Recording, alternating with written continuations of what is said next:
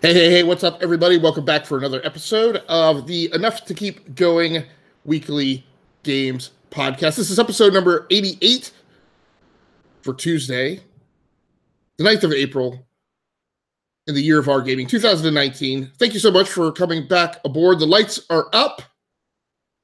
The arguments may be hot. This is a day when I've been driven to attempt to rectify the toxicity of gamers across the internet, and I've done quite a miserable job, I will mention. But here to help me get myself back on track, realign my chakras, and assert my karma is the regular crew. Starting off with the man himself, Mr. Swissguard. How you doing, Swiss? Fighting off a cold, but I'll try to improve your attitude. You could hardly do anything but at this point. Alongside him, we have a special guest tonight, Miss Jet Force Vela. How you doing, Vela? Good, thank you. Yay! Excited to be here. Very cool, very cute. And DBQ seems to have stepped away for a moment. Perhaps he had some household emergency to attend to, which I could certainly understand. We're going to go ahead and get things started off tonight. If you're not familiar with our recurring format, tonight is a GX show, a gamer experience show. These are the every other week episodes where we get together and just, quite frankly, chat about the games that we have been playing. DBQ, why don't you go ahead and introduce yourself since you missed that in the rotation? Yeah, so thank you for excusing me for my family emergency. But yes, I am back and glad to be here tonight. We've got lots to talk about, so I will turn it back over to you so we can keep on rolling. Very cool, very cool. So, like I said, this is a GX episode. So every other week, we do a GX show or a gamer experience show where we take the opportunity to simply talk about what we've been playing. We do kind of take it as an obligation for at least some of that stuff to be the current, latest, and greatest, and things that are part of the zeitgeist and part of the ongoing conversation about games. And we will endeavor to do the same tonight. But first, Pix Plays, our recurring bi-monthly assignment where we concoct some type of thematic homework assignment and then dole it out to all the members of the cast and then ask them to play something in that space over the intervening fortnight and then come back to talk about it on the next GX show. Our last one, and it's a little kind of sad. So EA, who interestingly enough was the center of some of the conversations earlier today, had just done a layoff of staff a couple of weeks ago. Now, in my opinion, and I think some of our other cast members' opinion, it's kind of a natural event, evolutionary extinction, kind of, if you will, of just, these were largely people who had been retained from the Blizzard. I'm sorry, am I thinking sorry? I'm sorry, I'm off. Anyway, but that was right. That Activision Blizzard did have similar layoffs related to PR marketing people, and so that's what EA saw 2 weeks ago.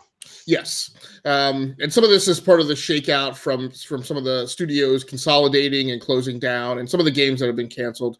But at any rate, some number of folks were laid off from EA, and we had a kind of a reminiscent conversation about the heyday of EA and when everybody was able to live high on the hog, and also when, interesting enough, large third-party publishers actually made single-player story-driven games, which they seem to not want to do these days. But in order to kind of pour one out for our homies, we took on the assignment to go back and play a game from EA's past catalog, perhaps in times that were happier for the corporation. And so, Swiss, we'll start with you with what game you took on for that assignment. All right. I'm going to admit that I kind of did my homework really late, so I didn't do a lot of homework. But I went way old school, and I played Burnout 3 for the PS2.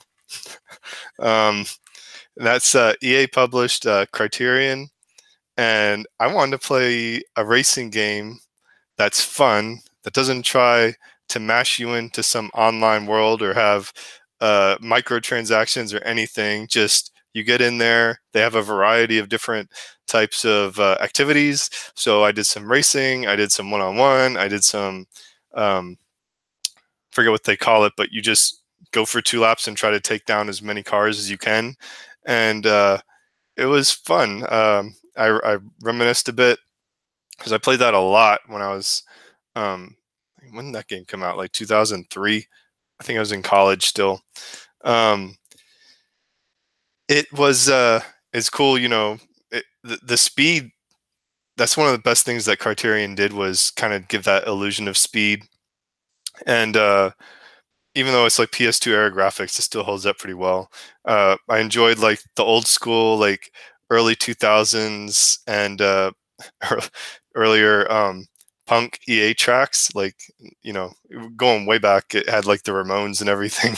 So I was kind of enjoying that. But yeah, I just miss racing games that are designed to be like an enjoyable experience for you, the player, and not trying to suck you into a global community. Now, help me out. Was Burnout 2 Takedown, or was that Burnout 3? Burnout 3 was Takedown. That's the one I played. Okay. All right. Yeah, unfortunately I don't have a lot to comment about Burnout 2. I didn't come to the series until Burnout 3, I guess, on the Xbox 360 a generation later. And of course felt like that was the one that kind of bamboozled me into buying into the premise of the Burnout franchise, only to be sadly forlorn and regretful. Stabbed in the back by Burnout Paradise. right, exactly. So, but Burnout 3 Takedown was a great multiplayer game. You know, again, whether both single player and multiplayer. So I don't know. Anything else about Burnout, or did any of you guys have any questions on it? I'm still just laughing at both of you and your old man crabbiness related to open world racing games. So, you know, okay. It has been a good month since we've gotten onto the Burnout rant. Well, here's the deal. The Pix Plays is about reminiscing about the glory days of EA. And, you know, so I had to reach way back before they started ruining things. So, and I feel like their racing games were ruined when they try to start doing all this open world Need for Speed junk. And for my part, I will say I have come around. So it's not just open world racing games. I think in years past, what we've come around to, although at the time that was our, you know, negative commentary on it, I'd say what we've done is we've come around to a recognition in hindsight that specifically Burnout Paradise just had some bad design implementations, particularly where it came to like just playing multiplayer, right? It was a complete like Byzantine, like a Minotaur's freaking maze approach to like, hey, Swiss, let's play Burnout Paradise together and let's figure out how in the flip to meet each other at the same point on the map to actually get into a multiplayer event. In years since, we didn't have that problem. I mean, Swiss and I played tons of Need for Speed, Hot Pursuit on PlayStation 3, and we didn't have that problem because that design implementation was better. I would say somewhat the same for the Forza Horizon series, which has the same premise, but again, you know, radically improves upon that. Now that you're done dressing us down, DBQ, why don't you talk to us? No. I mean, I think it's legit. I am only saying it, you know, for the sake of conversation. But I think my better question is are you, or either one of you guys, given that last dialogue, are either one of you guys tracking Dangerous Driving that launched today? So this is Three Fields Entertainment. This is Alex Ward. This is the smaller studio from the former Criterion guys. This goes back to that closed circuit, you know, point-to-point racing, individual maps, not a big open world, kind of very Burnout except for the name itself. I remember this game being announced, and it fell off my radar. So no, you just reminded me about it. I'll have to take a look, see what the reviews are like. You said it came out today? Yep, just launched today. Oh, wow. Yeah, and I'm not tracking on it. I have seen some negative press concerning the initial reviews, but the other thing is, man, I'm very curious. I'm hoping you get a DBQ because I'm very curious to hear your take on it, because I kind of feel like so Burnout 3, it turns out, again, in hindsight, feels like it was a very momentary slice in time where I was kind of like queued up for that kind of a game. And then, as Swiss said, we felt like we got burned by Burnout Paradise. Not just the open world thing, but wasn't the big thing that Burnout Paradise got rid of crash mode, which was like one of the most fun aspects of Burnout 3? So I just They got Yes, it did. It got rid of the puzzle mode. I mean, the crash mode aspect. Yep. yeah. So I just don't know if I'm interested in going off track from my current gaming vector to roll those dice again. Well, I've got it coming from GameFly, so hopefully the next time we do a GX show, I should have some input there as well. So my game, I didn't go nearly as far back. I had planned to revisit some Visceral catalog, but realistically, I got pulled in a different direction because of kind of all the news circling around EA and BioWare over the last few weeks related to Jason Schreier article, related to Anthem, related to just development within that company itself. So I went back to Mass Effect Andromeda, and I actually I have to stop myself from saying it in the Greek way. I've been playing so much Assassin's Creed and having different pronunciations. So it would be Andromeda. If I get out of my Assassin's Creed roam here. So anyhow, tangent off. So I went back to BioWare Montreal and revisited Mass Effect Andromeda, and I've put in actually more time into that game at this point than I have Anthem. So my clock is probably up over the 7-8 hour mark at this point. It's doing things that it's hitting satisfaction points that Anthem definitely didn't in terms of just story and characterization. I see where. Go ahead. Let me interject the question there real quick. First of all, I empathize with you for officially being the member of the podcast who has spent the most time playing crappy games in 2019. So thanks to you very much. Give you the slow clap there. I guess, but as you start to go down this path of your apologist rhetoric for Mass Effect Andromeda, let me ask you, right? Isn't that because so one of my personal beliefs is. Stick with me here. Denzel's greatest movie is not Training Day.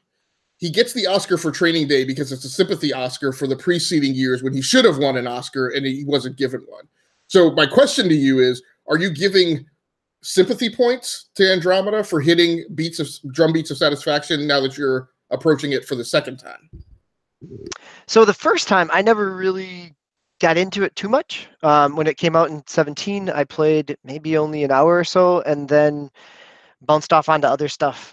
It was the same time that Destiny 1 did their Moments of Triumph and all the kind of year one wrap up of things. So that sucked me in there. So I never really gave it a fair shake back in 2017. And I think realistically, yeah, maybe I'm looking at it with a little more rose-colored glasses after playing Anthem. But I also, truth is that it also feels kind of mired in last generation structure as well. So as I'm running around a quest hub, talking to different people, I mean, it feels like it's a modern coat of paint on the same structure and bones that Mass Effect 1 and 2 were in terms of, there's not a whole lot of evolution that existed within it, which I guess also makes sense. This was a secondary team. This was BioWare Montreal, so this was not the original team. So yeah, they were kind of looking to duplicate what the success was in the past. And I see that, and truthfully, it does feel kind of stale in 2019 in terms of the things that I loved about Mass Effect 2. The ability to run around and talk to different people because they're just standing in their one spot on the ship because they're going to be there. But also, I like the combat. I mean, the combat is smooth; it flows better than most of the other Mass Effect combat. So yeah, I mean, I think there is that idea of it looks better now because it's gotten patched. I think the idea that it is easy to be apologist for it in hindsight because we've seen what else the studio has created. Can I ask Go you a ahead, Swift. question, DB? Yeah. So in our chat, I think it was you, but somewhere along the line we talked about people. It's okay to enjoy a game or find the fun in a game that other people are critical of. And is this is this just a case where you're just like, I don't really care, I'm willing to overlook the drawbacks because I like the combat? No. I guess this is a case of you guys gave me an assignment, and this was something that I probably felt would scratch that itch. I think the other piece of it is the thing that is the reason that I know that I'll come back to this at some point in time after the assignment is the world around Mass Effect. So it's not necessarily. I mean, the combat I turned down to, in fluctuating between normal and easy just to be able to kind of power through it. The thing that is interesting me in here is the story. At the same time, I'm also, as I'm running this past month, I've been listening to the Mass Effect Andromeda book Annihilation, which talks about the Quarians and if it was supposed to be DLC for the game before EA abandoned it. And so they turned the kind of story into a book, and it works really well. So I think in some ways it's the fact that I've been sucked back into that Mass Effect universe is what allows me to kind of put up with the aged game design more so than the fact that the combat is, really combat is not I'm gonna hang my hat on and say this is what's gonna pull me back in. It's the world that it creates for me.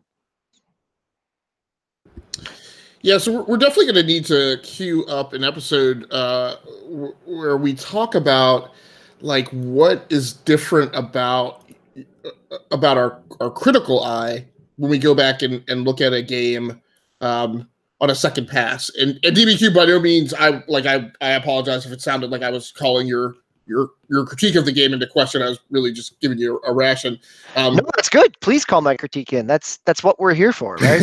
but there's definitely a notion, and I don't think it's solely in the video game industry, right? There's definitely a way that a coin flip can land when you're reapproaching a thing for a second time, right? In terms of it's the second pass, so am I a little more forgiving? Just in terms of it's like you played Mass Effect Andromeda in 2017, you're evaluating it as an initial release and how it compares to the mix of releases that come out that year, right? In 2019, when you approach it for the second time, and I mean, I'm saying Mass Effect Andromeda, but it could be any game. Now you're looking at it and you're like, this isn't a game of the year conversation, right? This is a back catalog thing. The question is it still a worthwhile game to go back and play?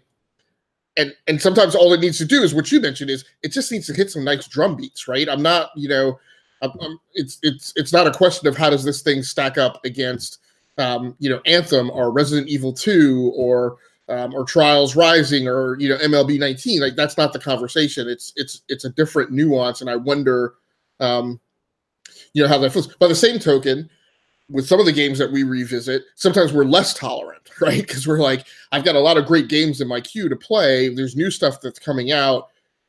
Am I going to allow myself to be bothered, right, to even give this, a second opportunity? So it's I think it'd be an interesting conversation to explore. But enough of that old stuff. Let's go ahead and get Vela involved, since she's been sitting on standby for the last, 30 minutes.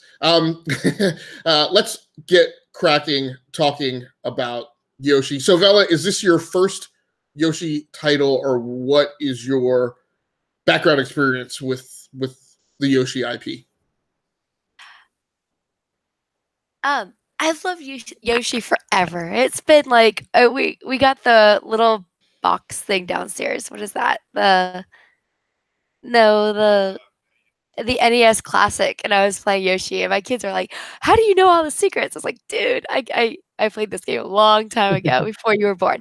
But no, it's just, and then you see it evolve, and you're like, now it's on the Switch, and it's pretty magical. It's pretty different, and it's like it took a lot of the old stuff and they added some new, and you're like, I remember that bad guy when it was like, he was all pixely, barely moving across the stage, and now he's really the deal. He looks, it looks more like they wanted it to, but they just didn't have the technology back when to get it that way. So I think it's really cool how they've done it. So this is the big spring release, right, for the Nintendo Switch. I guess we're starting to look back on a couple years of history, and I've definitely had reason to call into question what the Nintendo release strategy is for the Switch and whether or not it's been consistent over each year. Because I feel like this is the console that really, more so than the other consoles, really needs to hit those big drum beats right throughout the year. They don't have as well. They don't have as many AAA releases landing on that platform, although by volume, because of the way the flippin' virtual store, or whatever you want to call it, the eShop, like propagates games like bunnies. But they don't have that many like critical, big, mass market, big bang kind of releases throughout the year. And so to me, it's much more important that, that every year the Switch gets its, springtime Breath of the Wild, it's summertime Splatoon, and then it's big, Smash Brothers or Super Mario Odyssey thing kind of in the holiday release season. How does this stack up, Vela, in terms of the big spring release? I don't even remember what the big spring. Does anybody remember what the big spring release was for 2018? Was it Zelda? Zelda was 17, and then Kirby. Yeah, I believe it was Kirby. Oh, I think that would explain why I don't remember it. So, Vela, you didn't like Kirby?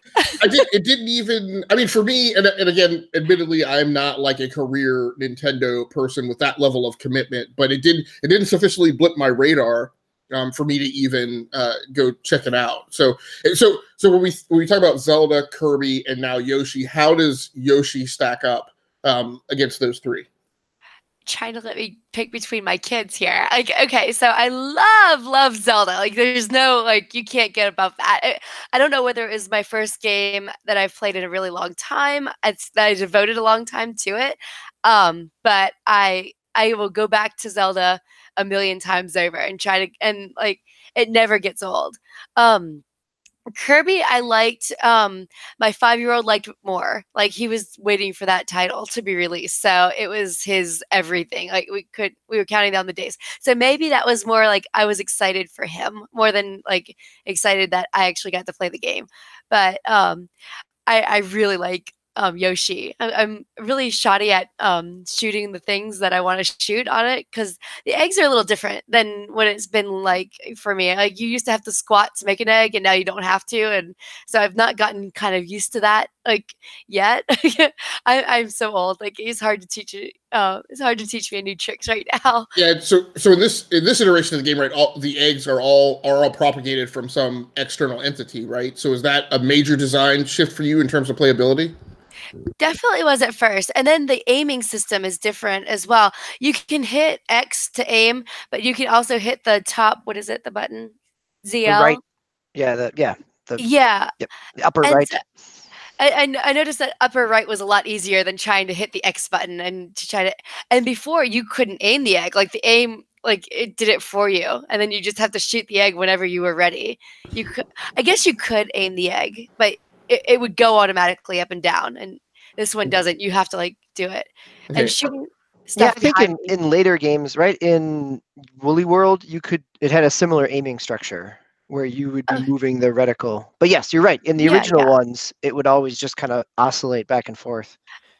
Our Woolly World had a tragic ending. It got snapped. So we were like, I didn't get to play Woolly World as much as I would like to. I didn't get to beat the game, but I let it go. So now, are you playing with the Pro Controller, or are you playing with the Joy-Cons? I only play with the Joy-Cons. I don't like the Pro Controller. Okay. But we've worn out a ton of Joy-Cons. So we haven't been able to keep up with them because... Yes, I've heard. Yeah, it was... Actually, okay, so my son had the Pro Controller. I didn't know he had it. And I was like, I emailed Swiss and I was like, the Joy-Cons are gone again. We have to go to GameStop tonight because they're just gone. And he was like, are you sure the Pro Controller isn't in use somewhere? I was like, I noticed that. I looked over and he's like making me squat. I was like, really? You're gonna do that to me? That was funny. You got to watch where your Pro Controller is around here. You guys are the textbook case. So in my household, the problem that I've run into is there seems to be an inability to keep up with Kindle Fire chargers, and so I now procure them in bulk and I vault them in my office, and then I issue them like a quartermaster anytime that they are going on a road trip, and then I recover them upon their returns. It sounds like you guys might benefit from a similar system when it comes to Joy-Cons. So, Swiss, here's my question for you. And I'm front-loading my Bazinga Whack-A-Mole force you to make a choice kind of questions on the front end of this for time. Super Mario Odyssey. So you have a choice. You're in charge of Nintendo. In the life cycle of, I will say, the first Nintendo Switch. I won't make you cover the entirety of like multiple SKUs. You're CEO of Nintendo for a 3-year stint. You've got the life cycle of the initial Switch. You can release either Super Mario Odyssey or Yoshi's Crafted World. And including in your desire to release them, you are also looking at it from a player perspective, meaning you will only get to play one of them. Which one do you release? Which one do you play? And I will even allow that they can be 2 different answers. So when you're talking about the initial holiday schedule? I'm talking about over the whole 3-year life cycle. You can either release Super Mario I got you. or Yoshi's Crafted World, but you can't release both. It's obvious. It's kind of not a fair question. Is it really? I mean, it's obviously, so where's the path here? I mean, why over 3 years do I only get to choose between one of those? Because I'm forcing you to choose between Super Mario Odyssey and it's not a good question. Okay. It's Mario, but Odyssey's epic. It's not, you can't mess with it. It has a theme song. Like the real question is, should you have released Mario and Zelda in the same year? That's a good question. It's a slightly different question, but it's a good question. Yeah. Should you have released Zelda or Mario at launch and then put Yoshi in lieu of the other one? Right. So to spread the bigger franchise out, because like I think Vela agrees. Like Zelda and Mario are tier 1. Like right. Yoshi's. I haven't played Yoshi. I'm not really a Yoshi fan, okay, but for her and for my family, it's popular, but it doesn't hit Mario and Zelda popularity. So it's a big deal, but it's the B team. So the reason I asked this question is because I just by happenstance, I made my initial launch into Super Mario Odyssey just a number of weeks before Yoshi hit. I hit certain walls in Super Mario Odyssey because one of the things is, and maybe some of this is scenario based, but a lot of my gaming is late at night. Often after I've already been up for 17 hours or more. Some of the problem that I had with Super Mario is I want to say non-determinism, but I don't know if that's a real word, but is that there. So I have my thing about puzzles. That's a bit of a problem or an issue. But I guess my problem was I felt like I spent a lot of time in Mario aimlessly wandering, trying to determine where I needed to be, right? And I have a low tolerance for this, right? In first-person shooters, I'm a fan of the Destiny model, which always has a pip to tell you where to go, right? Because the game for me is that I don't need to play the navigation game. I play that game every day on my commute to work, right? I play that game every time somebody tells me some obscure flipping location I have to go to in DC Metro, right? Navigation for me is not a game unless it's like an actual shipboard thing or like Sea of Thieves or Sid Meier's Pirates, right? Where navigation is actually part of the game. I don't like navigation to be part of the game in Super Mario. I want a bunch of puzzles, and I just want to be driven to solve them. That is exactly what Yoshi is to me. Like, it puts the puzzle kind of sort of in front of you. You have some maze-like elements to it, right? In terms of determining whether or not you're going to navigate into or away from the screen. but you don't have that aimlessly wandering aspect to it that to me literally winds up wasting part of my time. Like if I get a 2-hour block of time to play Super Mario Odyssey, 30 minutes of that time is spent with me going, where the flip am I supposed to go now? So DBQ, did you find? So I think that's interesting because I get exhausted by Yoshi. So I will say this: I really enjoyed the game, and I enjoyed it more as I played it. But after my son and I played, and I don't know, Vela, if you guys have played co-op yet with family members. Your mic is on mute. So whatever you're saying is super awesome right now. We tried today, but we also have another fight with the Switch where it's never charged in our house. Like okay. It'll be charging, and then somebody whips it off, and it's like, who's got the Switch? And we're like totally fighting over. So the reason I ask is that in the co-op mode, you get unlimited. If you're riding on Yoshi is riding on the back of another Yoshi, you get unlimited eggs. So you don't have to eat enemies. You don't have to open up. Keep hitting the block to get more eggs. And the exhaustion part, and the reason I bring that up is the exhaustion part for me was if you're simply just trying to go point to point and finish the level, you're right. It's really straightforward. There's some light platforming there. It's pretty forgiving, and it's enjoyable. It's the art design of this game it blows me away. It's super creative, and I really enjoy that. But the completionist aspect of it, like so many levels I finished with 19 out of 20 red coins, or like so close. So that idea of we ended up like shooting coins at everything in the foreground, everything in the background that we could multiple times to try to see, well, is that the one coin that is red versus the other one that's just a regular coin? We had so many coins that really just get you costumes, which is kind of fun. But that idea for me, the point-to-point aspect is one layer of the game, but the completionist aspect, if you want that exploration, where I guess I could see your point, that Mario kind of forces you into that exploration, where here in Yoshi, you can choose to what degree you want to engage with that game. Right. So what I would ask is, so you mentioned that it's exhausting. Is it exhausting? So of course I have another metaphor for this. So one of my things that frustrates me academically, right, is if I'm going to not do well in a class, if I'm going to not get an A in a class, I want to get like an 80 or an 81, right? Depending, let's assume the standard 10-point scale for grades, right? I despise getting an 89, right? If I'm going to get a B, I just want to get a really, really, really B. I don't want to get a near A B, right? That's because that tells me that I expended more time and effort in the class than it was really worth, because I was just going to get a B anyway, right? So my question for you about Mario is, I'm absolutely certain Mario kind of does the same thing, but it does it on a much larger scale. So part of my question for you is Mario not exhausting because you knew that there wasn't a hair's chance in heck that you were going to complete, right, get all the coins or rings or whatever until you loop back for an entire second pass on that game? But the aspect in Yoshi is that you're so close, right? It's that nearness to completion. And actually, I was talking to a viewer about this in my live stream today about that, like, you only get pushed to stay up till 1 o'clock in the morning because you're that 1 coin away, right? When you're 6 coins away, you're like, I'll go to bed. So is there some of that aspect to that dynamic for you?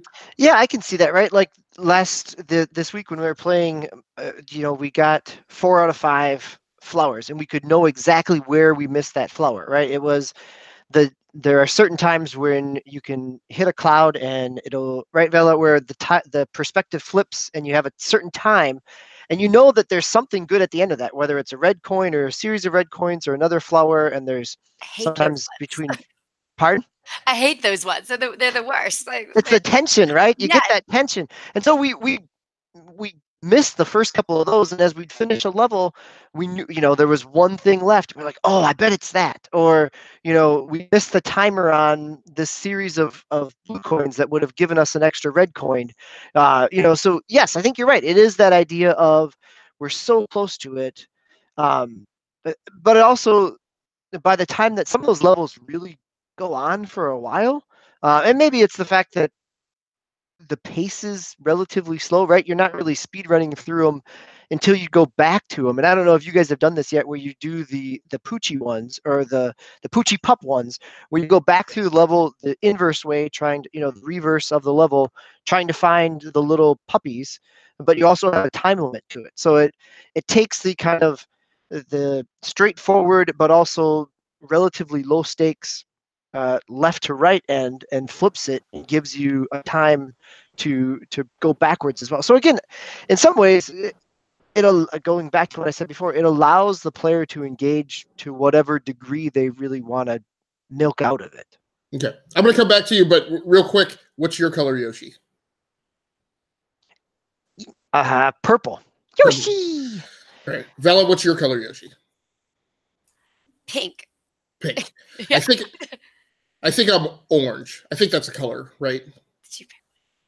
Yeah, orange is a color. Yes. Yes, orange is a color. Well, I mean, that's a color, Yoshi. So are you, so here's my question. You bounced off, you've asked us these questions, and and you bounced off of Odyssey relatively quickly. Yeah. Or you've given it multiple tries. No, actually, this is actually embarrassingly enough. No, this is my, like, this past month or whenever I was playing, that was my first boot. Okay. It's literally been sitting in the box of the case for a year and a half. I apologize. So do you feel like the way that Yoshi is set up is you're willing to come back and engage with it more, or is it pushing you away eventually just from the sacredness of the world itself? No, are you asking Mario or Yoshi? Yoshi, right? So Mario, you've Yeah. But I'm curious on where you land on Yoshi, because again, as you said, platformers aren't necessarily your go-to game choice. Yeah, Yoshi is a game that, like, here. So here's my thing with Mario, right? And neither of them have relegated themselves to the, like, do not play bin. So I'll eventually come back to them, whenever they queue up again in the backlog. I'm going to be a little more hesitant about that, right? A little more anxious about coming back to Mario because of that time waste factor, right? I'm going to be much more judicious about when and where and like what, tactical weekly scenario I'm in before I line that up, and it may be, I may go like super conservative and say, I'm going to revisit this, but it's only going to be for 30 minutes at a time. Like, or it may be one of those things like, I'm going to revisit this, but I'm going to wait till I take the cartridge with me and I'm on travel, right? So that I can't do anything else. So this is what I'll do. Yoshi more so is a thing where I'm like, yeah, I'll go ahead and I'll set an hour or 2 hour block aside for Yoshi and knock out 4 or 5 levels. So I think one of the big things for me too is, so I've talked about before how, like, particularly when I was in grad school, how I had to constrain myself to only playing games that had a very deterministic progression return, right? It's like, I need to play games where, and this is the time in my life where I was like, I was not willing to play an Uncharted or an Infamous. I was like, if I'm gonna take a 30-minute study break, I need to spend time playing something that I know I'm gonna progress, right? A level or unlock a car or whatever. And hence, I played a lot of mobile games at that time, and I played a lot of racing games, a lot of first-person shooters. My problem with Super Mario is definitely, unquestionably, if I'm going to put a 2 hour block of time in that, I can't give you a comfortable estimate of how many worlds I'm going to progress through. And that to me is the really bothersome thing. Whereas if I say I'm going to play Yoshi for a certain period of time, I feel confident that I'm like, okay, I'm probably going to complete X number of levels, right, in this block of time. So that's a very, very, very big part of it. Swiss, you've been standing on the sidelines. What have you observed from watching Vela play Yoshi of note? The big thing is just the art style. It looks like DB said, it's really creative. I haven't seen her play as much, other than the fact that she's just sitting with the Switch more often lately than she normally does. But like, the one thing that I like about it, you talk about, well, it's difficult to find that last thing, and that's kind of how they can build in, I think, levels of challenge for different types of gamers, because you can definitely play the game, I forget what they call it, like assist mode or wings mode or something. It's mellow mode, man. Mellow mode. Mellow mode. Yeah. So the little kids, like, can put on mellow mode, and it's a lot easier to progress through the levels and get from A to B. And they just like having their cute little Yoshi walking around. And for one of my sons, he doesn't play games that often, but it's the Mario. Oddly enough, it's Mario and Yoshi and Zelda have been the 3 games that have attracted him the most. Yeah, and the race car one. Well, Rocket League. Rocket League, I guess, too. But the big ones are Mario, Zelda, and Yoshi now. So it's kind of interesting that for him, it's up there with those other 2. But being able to, the third person move your character around, and I think just the art style is very attractive. Yeah, no, I mean, I'll close out, I guess, with me saying, I guess one of the things I really do like about Yoshi's Crafted World is it's definitely a very comfortable kick back in your big chair, relaxed position, play the game, right? It's not a heart pounding, like blood pressure increasing kind of game. It doesn't really lead to a lot of instances of like extreme frustration. It's probably like a mentally healthy game if we put it in that context. It's just super enjoyable, right? I mean, I guess is kind of, whereas again, you play Super Mario Odyssey, you get that to a certain extent, but you also definitely get those moments of frustration where you're like I don't know why I'm beating my head against this wall. So, any other comments on Yoshi's Crafted World?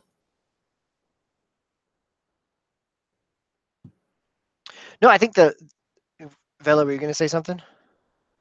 Okay. I was saying no. Okay. Yeah, I think the only other thing I was going to say is, to me, it has the potential to scratch a similar gameplay, hit the same range, scratch niche of Kirby. But I find that by the nature of what you guys are talking about, by the nature of the way that they've created the world, and just the use of cardboard and real life objects, and the magnet aspects and all the different pieces, there's a lot more creativity there that keeps me curious about the next level, rather than simply just progressing in a same art style. I think they really do divert and have a real wide range of art styles, because they're not locked into kind of the Mario aspect of, this is the ice world, this is the, and there's 5 stages all around that each stage within a world ends up feeling a little different. Yeah. Which is nice. I'll be amazed if we don't see this year or early next year Labo integration.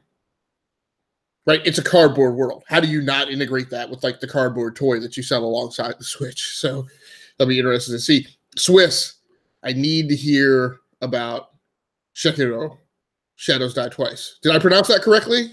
Sekiro. Close. Yeah, Sekiro. So it's while you guys have been playing Yoshi, I've been playing a real game. No, it's I played Bloodborne when Best Buy didn't have a Sekiro in stock, and then I started to get worried that I had just ordered Sekiro online, because Bloodborne, you kind of get just dropped in there, and they're like, figure it out. And even to the point where you have to pick your weapon. Well, I don't even know how to fight yet. I don't know what the weapons do. I don't know what their abilities are. I don't know what I need. And the first time I picked the wrong weapon and I was terrible. I started over, picked a different weapon. I did moderately better. So I was a little scared about Sekiro, but when I started it, it's a lot more like they've evolved it to where it's a lot more action, like feel. And so it opens up with like a cinematic where they set the stage of the story, right? And there's dialogue and whatnot. 2, there's actually a bit of a training mission kind of built into the beginning to ease you in. And 3, there's like the Souls games, you have your hub area, where you're safe, and there's a few characters there that you can talk to and they do stuff. But one of them is a training like dummy guy, basically. He, if you want to practice your sword skills, come talk to me. And as you experience different things in the game, that training mode expands. So, okay, I learned about these attacks that the enemy will do. They'll flash on the screen. It's going to be unblockable. So you have to do A, B, or C to counter. Well, I can get killed, and then I can go back and do some training on it, and adjust my timing or figure out the button sequence that I need. But the big thing I like about it, I like the setting. It's like ancient Japan, but the combat, you have your blocks. You can like kind of dodge, and you can strike with the sword. So what they do is you kind of, as you attack, like the enemies will block, but you'll increase what they call their posture meter. And if you break their posture, it's like a one-hit kill. They call it a death blow. So a big red spot will appear on them, and then like, okay, that guy just got stabbed through the heart or the face or whatever. If you can do the attack when they're in their posture's broken, it's an immediate kill. So it's more about trying to get their posture broken than it is like reducing their vitality. You get early on, you get this little mechanism on your arm, like it's kind of like the hook shot from Zelda. When I realized that that's like a key piece of the game is when I started really doing better. So I was able to progress pretty decently until I came to like the first optional like mini boss guy in the real first level, and he was beating me a lot. Then I realized, oh, I can use my hook shot. I forget what they call it in the game. Go up. I can climb across, the rooftops, drop down behind him. There's a lot of actual stealth in the game. Like you can sneak around and sneak up behind him. That guy is a mini boss, so it takes 2 death blows to kill him. Oh well, I snuck up behind him, 1 death blow, bam, right off the bat. Then I fight him. So like he's already halfway dead when I start, and it only took me a try or 2 after that to get him. So using the levels to your advantage and being a cool ninja dude and flying off the rooftops and whatnot is to your benefit. So, and yeah, it works like as a challenge where you're trying to get to that next. In this one, they're little Buddha statues. Okay, I made it this far. Now I can warp up here and I'll be ready to go. And the tension's there because if you die, you lose some of your stuff. But I like that aspect. I felt like my practicing the combat and my really trying to explore the level and utilize the level led directly to success. So I maybe just haven't hit it to where it's super crazy hard yet, but I've felt like it was more accessible, to be honest, than Bloodborne was. Now, that's a very interesting take.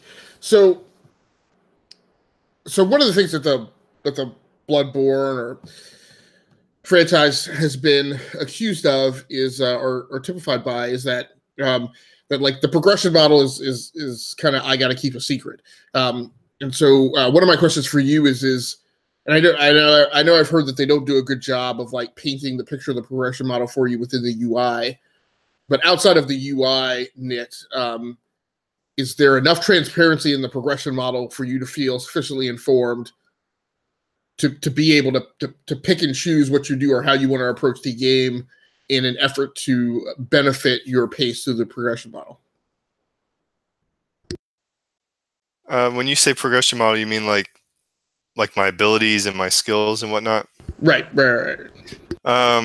I guess I haven't gotten into it enough yet to really have to explore how I'm going to do my skill tree. I haven't progressed enough to really evaluate it. I have, like, your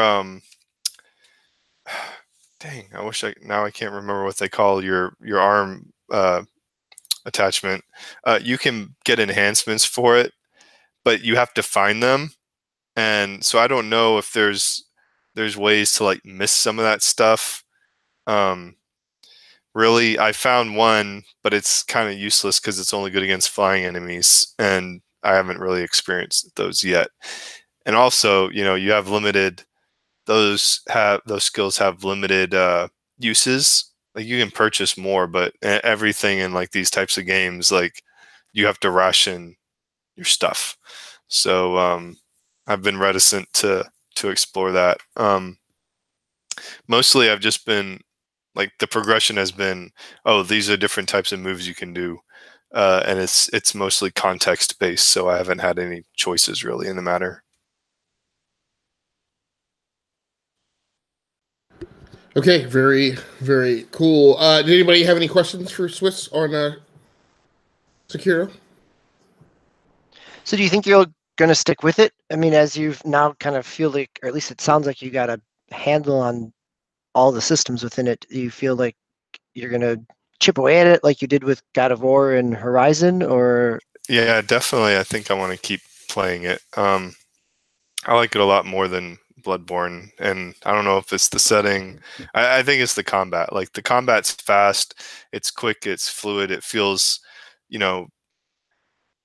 like I feel like I'm in control, and it's not like with Bloodborne. I felt clunky trying to whack at the zombie guys shuffling around, and this, it's like, okay, I know I'm defending, I know I'm attacking, I know, I want to do this jumping over the sweep and kicking him in the face that stuns him, and then I can do my death blow when I land on him or something. So it feels pretty good.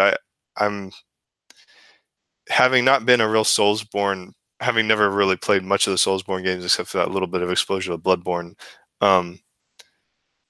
I feel like this type of game, and I know that it's made a lot of changes, it goes to what I like about, the Horizon Zero Dawns and the God of Wars with the I mean, it's not like their combat, but it feels like it skews more towards them than the old school Soulsborne stuff. The combat, I think they really focused on trying to get that to feel quick and powerful.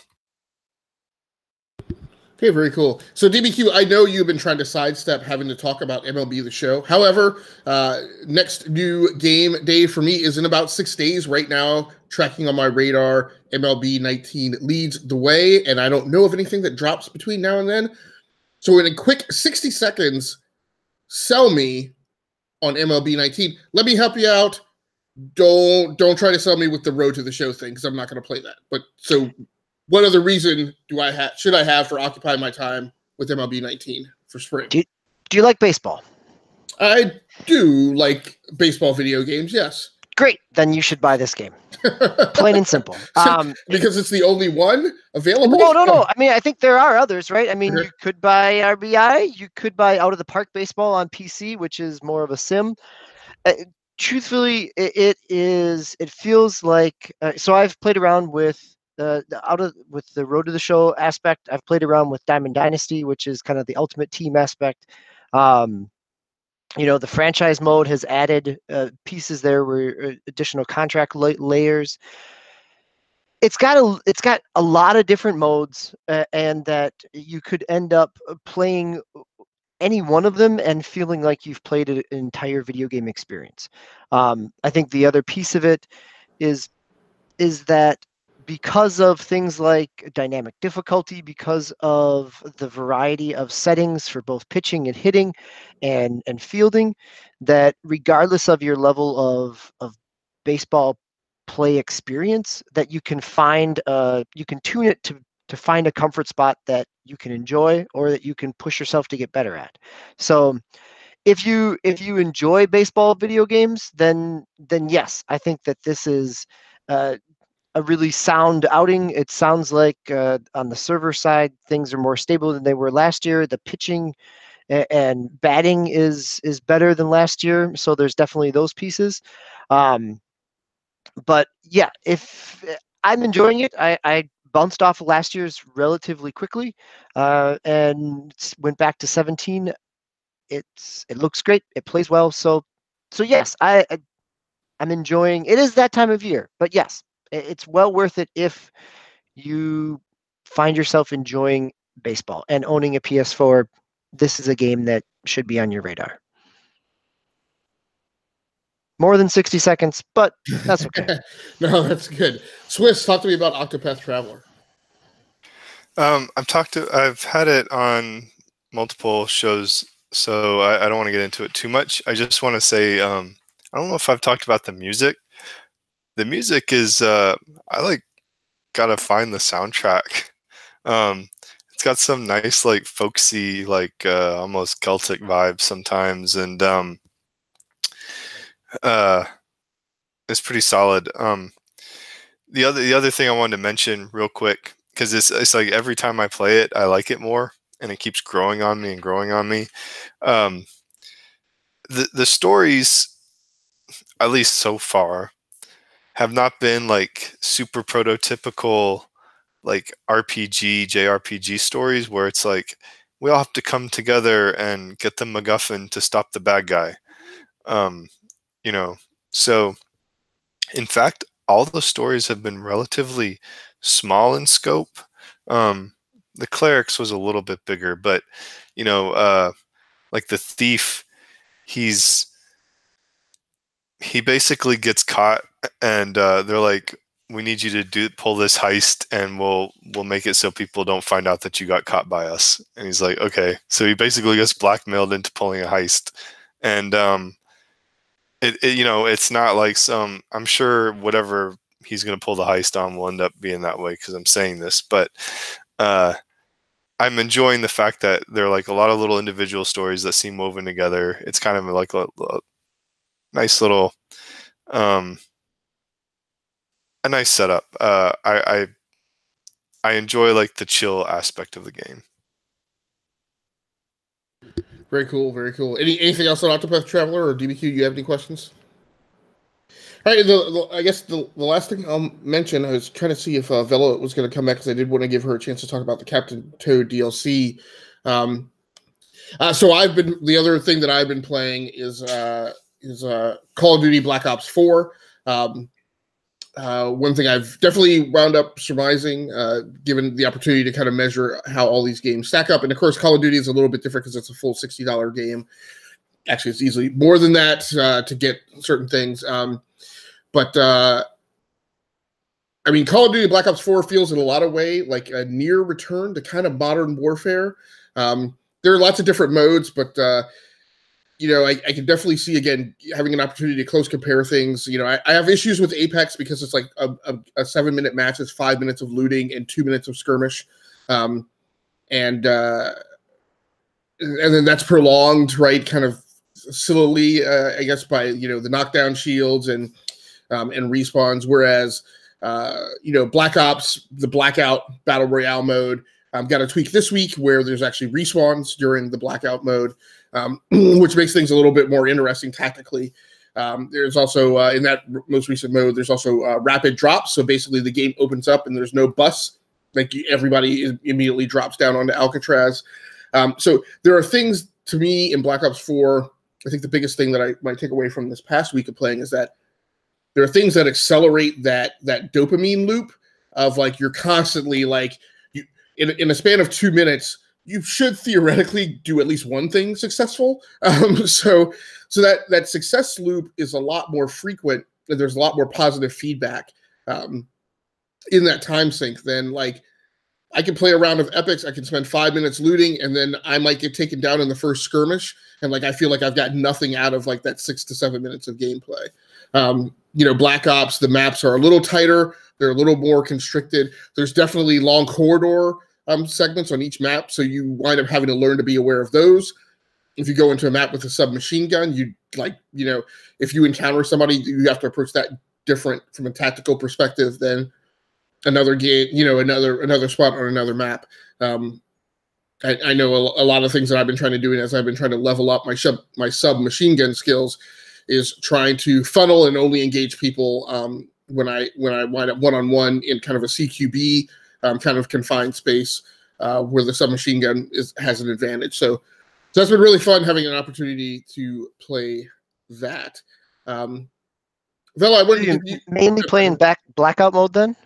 I get sucked into Blackout mode because of the people that I play with. When I just get on and I don't have any friends who are on, I just play team deathmatch predominantly, and that's kind of what I prefer. But then when we've played Blackout mode, I've played both the regular Blackout mode and I've played this recent tweak to the Alcatraz map. All of which have been relatively fun. Like I played the full-blown Blackout mode and got a 6th place finish, which for me is completely satisfactory. I don't need to, I'm not constantly worried about dubs, as the millennials say these days. So it's been all good. So, Vela, why don't you close things up by talking to us a wee bit about Captain Toad Treasure Tracker? Why should I play this DLC? It's really quick. Like it's not it's not like a puzzle that you're gonna get stuck on for a long time. Like that's what I like about it. I'm kind of with you. I guess I haven't donated that much time to Mario either. If I get lost easily, I get frustrated and I put it down and I don't go back to it. And I think with Captain Toad, I was thinking it was going to be like that. I was honestly like, I'm not going to play this game because it's nothing but puzzles and why I'm going to go back to Splatoon. But no, actually, I really like Captain Toad, and the new puzzles are just as fun as the old puzzles were. But I actually saw somebody hacked my account, like one of the kids hacked my account, and they already played one of my puzzles, and I was like, what? At least I got all the 3 stars. Like, so I had to go back and redo that one. But yeah, I really like it's quick, and that's what I like about it. I like quick things. When you only have 5 minutes to play before your battery runs out. So is this DLC new locations, or is it like new spins on existing maps? New locations. So you get like new, they're whole new locations and everything. And actually, they're a little bit different. I guess do you remember in the original Captain Toad, they had like the 2 people that you could get the cherries? You get the double twin toads. There seems to be a lot more of that going on now. So you have to have the double twins to beat the game, and that's fun to try to keep your other guy alive while you're trying to move through the challenge of the game. But yeah, no, I like the little maps, and I like how small it is, and I can get through it easy enough, and I can get the stars. Didn't they have like 2-player mode now? Or did you try that? Yeah, they do have 2-player mode. Michael was like all about, my son was like, Mom, we got to play 2-player mode today. And it just never really happened. The Switch was dead half the day. And we have a little rascal that likes to, it'll be barely charged and he just whips it off really quick. And then I find it on the couch like 10 minutes later. I'm like, why'd you do that? Like, you got to just leave it alone. I'm going to hide it. Like, that's my next thing. Like you said, I'm going to it's going to be in my room locked away until, but then I'm like, I got it for the kids, not for me, really, right?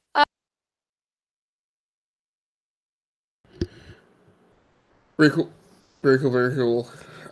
So does anybody else have anything else about any of the games that they've been playing?